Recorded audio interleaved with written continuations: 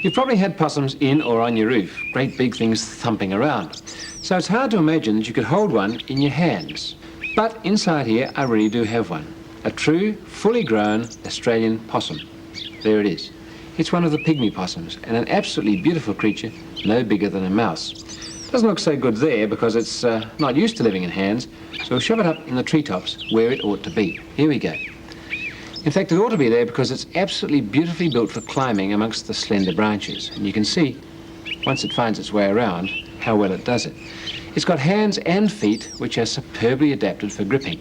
Those front hands are a bit like ours. They've got a sort of thumb and fingers. And underneath, if you could see it, they've got wrinkled pads that really do grip extremely strongly on the branches.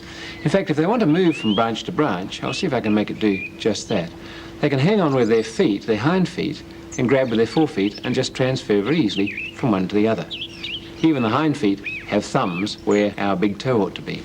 If that's not enough, hands and feet, they've got a tail that does it as well. That tail's prehensile, which means it grips and forms effectively a fifth hand. When they're not using it for climbing, they coil it around like a ringtail possum, and most of the time in the treetops, it's grabbing onto something, just in case they fall. You can see it looks a bit like a string of beads along there. It's because the little pygmy possums use that as a fat storage.